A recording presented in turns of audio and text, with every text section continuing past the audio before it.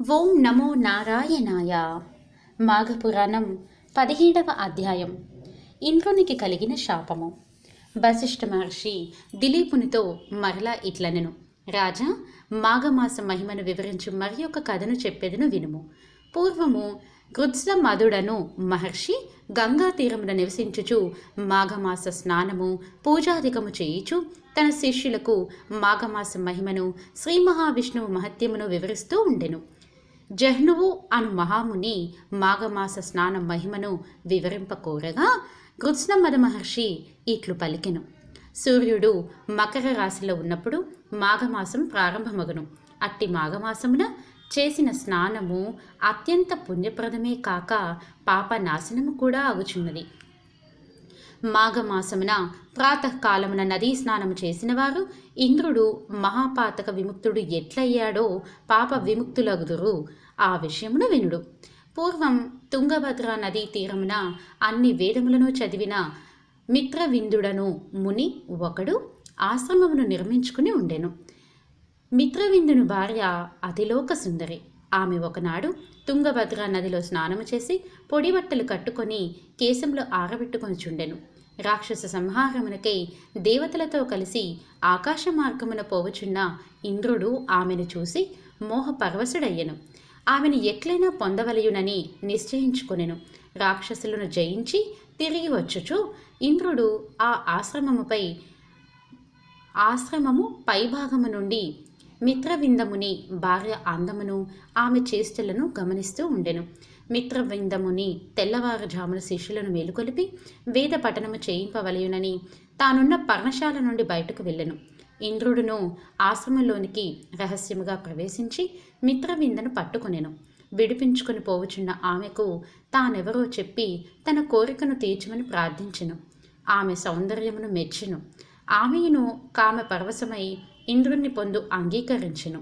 కోరిక తీరిన ఇంద్రుడు ఆశ్రమము నుండి వెళ్ళ ప్రయత్నించుచుండెను.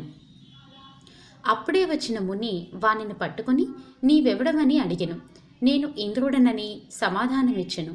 మిత్రవిందుడును జరిగిన దానిని గ్రహించెను. నీవు గాడిద ముఖము కలవాడవై స్వర్గమునకు పోలేక భూలోకముననే ఉండమని శపించెను.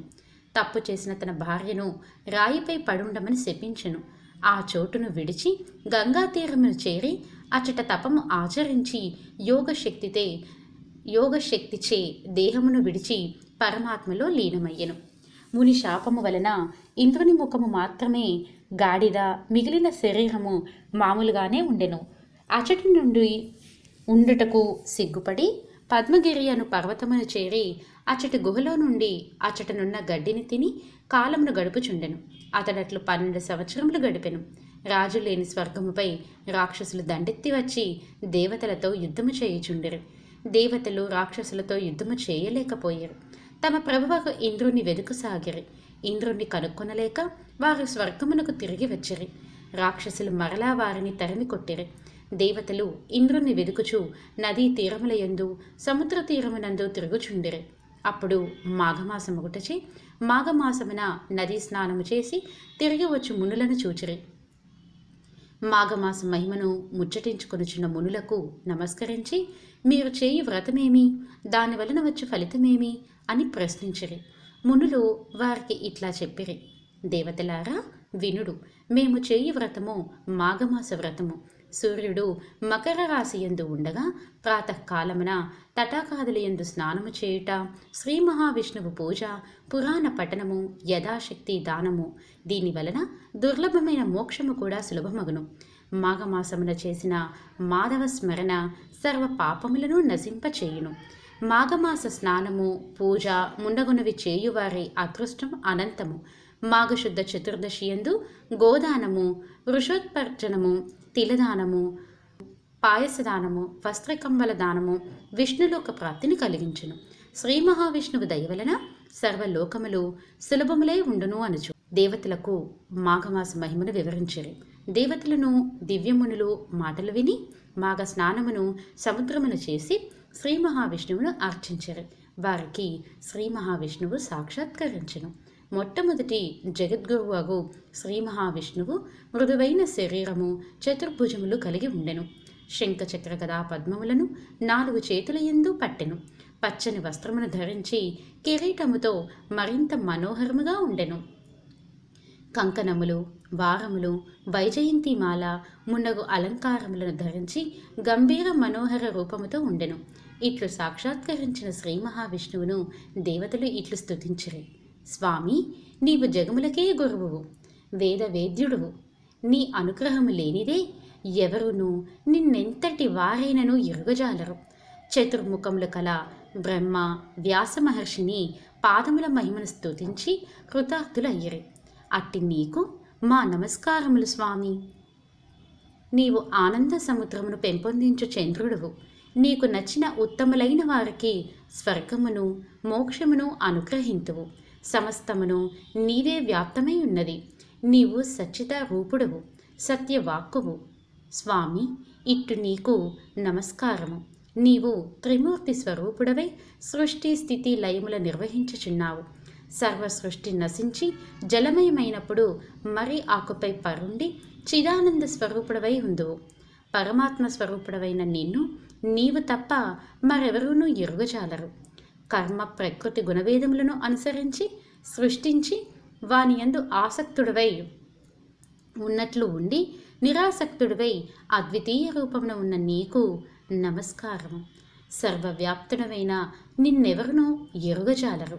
బ్రహ్మ, ఇంద్రుడు మొదలైన దేవతలు, పంచభూతములు అన్నింటినీ సృష్టించిన వాడవు నీవే. ధ్రువుడు, నారదుడు, ప్రహ్లాదుడు, ఉద్ధవుడు మొదలగు ఉత్తమ పురుషులు మాత్రమే నిన్ను ఎరిగి సేవింపగలరు. నీవు జగములకు గురువు. జగములను నీవే మాట మనస్సు మున్నగువానికి అందని నీ రూపమును నిన్ను స్తుతించుట తప్ప ఏమియో చేయజాలని వారము. నాయకుడగు ఇంద్రుణ్ణి కోల్పోయి రాక్షసులచే అవమానింపబడిన మమ్ము రక్షింపము అని దేవతలు పలు రీతులా శ్రీ మహావిష్ణువును స్తుతించిరి.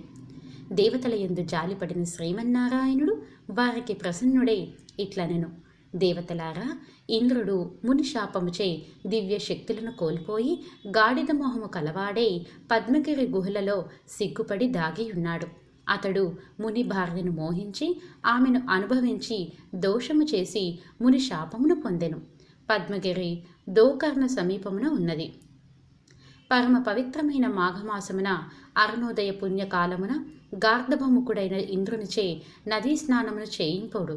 అందువలన ఇంద్రుడు గాడిద ముఖమును విడిచి మంచి ముఖము కలవాడై పూర్వము వలె దివ్య శక్తులను పొంది మిమ్ము రక్షింపగలడు. కావున మీరు వానిచే మాఘమాస అరుణోదయ పుణ్యకాలమున నదీ స్నానము చేయింపుడని చెప్పెను. దేవతలు శ్రీ మహావిష్ణువు మాటలు విని విస్మితులైరు. స్వామి, ముని శాప పీడితుడైన ఇంద్రుడు కేవలం మాఘ స్నానము చే స్వస్థుడవునా? విచిత్రముగానున్నదని పలికిరి. అప్పుడు శ్రీమన్నారాయణుడు, దేవతలారా, మాఘమాస స్నాన మహిమను మీరెవరూ ఎరుగకపోవుటచే ఇట్లంటిరి. నేను చెప్పినట్లు చేసినచో ఇంద్రుడు యథాపూర్వ రూపమును పొందుటలో ఆశ్చర్యము సందేహము అక్కరలేదు. పూర్వము విశ్వామిత్ర మహర్షియు ఇంద్రుని వలె పాపమును చేసి కపిముఖుడై మాఘ స్నానము చేసి పూర్వస్థితి పొందెనని చెప్పెను. ఆ మాటలకు దేవతలు మరింత ఆశ్చర్యపడిరి. ఆ వృత్తాంతమును చెప్పమని శ్రీమన్నారాయణుణ్ణి కోరిరి. అప్పుడు విష్ణువిట్లు పలికెను. వినుడు. పూర్వము విశ్వామిత్ర మహర్షి భూ ప్రదక్షిణము చేయుచు గంగా తీరంలోకి వచ్చెను. మాఘమాస కాలమగుటచే గంధర్వులు తమ భార్యలతో కలిసి గంగా స్నానము చేయవచ్చిరి. అట్లు వచ్చిన దంపతులలో ఒక గంధర్వుడు మాఘమాసమున నదీ స్నానము చేయుచు భార్యను కూడా నదీ స్నానము చేయుటకు రమ్మని పిలిచెను. భర్తతో భూలోకమునకు వచ్చి గంగా తీరమున చేరిన ఆమె, ఈ చలిలో నాకీ చన్నీటి స్నానము బాధాకరము. నేను స్నానము చేయచాలను. మీకు శక్తి ఇష్టమో ఉన్నచో మీరు చేయడని గంగా స్నానమును నిరాకరించును. గంధర్వుడు ఎంత చెప్పినను వాని భార్య భర్త మాట వినలేదు, స్నానము చేయలేదు. గంధర్వుడు మిగిలిన వారితో కలిసి స్నానము చేసెను. గంధర్వుడు భార్య మాఘ స్నానమును దూషించి నిరాకరించుటచే ఆమె దివ్య శక్తులను కోల్పోయెను. స్నానము చేసి తిరిగి వచ్చి తమ లోకమునకు తిరిగి వెళ్ళు సందడిలో గంధర్వుని భార్యను మిగిలిన వారు గమనించలేదు. దివ్య శక్తులతో గంధర్వులు తమ లోకములకు వెళ్ళిరి. గంధర్వుని భార్య గంగా తీరమున దివ్య శక్తులను కోల్పోయి అసహాయురాలై తిరుగుచుండెను. ఆమె అడవిలో తిరుగుచూ విశ్వామిత్రుడు ఉన్న చోటుకు వెళ్ళి వయ్యారముగా క్రీగంట చూసెను. ఆమె అందానికి యవ్వనానికి విశ్వామిత్రుడు తన్మయుడై ఆమెను ప్రేమించుటచే ఇద్దరూ కామ క్రీడలలో తేలియాడుచుండగా మరలా ఆ గంధర్వుడు తన భార్యను వెదుకుచూ వచ్చి చూడగా విశ్వామిత్రుడు గంధర్వ స్త్రీ క్రీడించుచుండరు. ఆ దృశ్యమును చూసి మండిపడుచు తపస్వియే ఉండి కూడా ఇలా కామతృష్ణ కలవాడైనందున నీకు కోతి ముఖము కలుగుగాక అని విశ్వామిత్రుణ్ణి పాషాణమై పడి ఉండమని భార్యను శపించి వెళ్ళిపోయాడు. విశ్వామిత్రుడు చేయనుదలేక వానరముఖం కలిగి ఉండగా నారదుడు ఆ విషయము తెలుసుకొని విశ్వామిత్రుని కడకు వచ్చి, విశ్వామిత్ర, క్షణభంగురమైన తుచ్చ కామ వాంఛకుల్లోనే నీ తపశ్శక్తినంతా వదులుకున్నావు. సరే లెమ్ము, గంగానదిలో స్నానం చేసి నీ కమండలములో గంగాజలము తెచ్చి ఈ పాషాణముపై చల్లుము అని వివరించగా విశ్వామిత్రుడు గంగా స్నానము చేసి విష్ణువును ధ్యానించి కమండలముతో నీరు తెచ్చి పాషాణముపై చల్లగా ఆ రాయి పూర్వం గంధర్వ స్త్రీ రూపంలో పొందింది. గంధర్వలోకమునకు ఆ స్త్రీ వెళ్ళిపోయెను. పూర్వరూపమును పొందిన విశ్వామిత్రుడు తపస్సునకు వెళ్ళిపోయెను. దేవతలారా, మాఘ స్నానం మహిమ మాటలకు అందదు, చాలా గొప్పది. కావున మీరు గాడిద ముఖము కలిగి సిగ్గుపడి పద్మగిరిలోనున్న ఇంద్రునిచే మాఘ స్నానమును చేయింపుడు. అప్పుడు అతనికి శాప విముక్తి అగునని శ్రీమన్నారాయణుడు దేవతలకు ఇంద్రుని శాప విముక్తిని ఉపాయమును సూచించెను. ఇది మాఘ పురాణం 17వ అధ్యాయం సంపూర్ణం.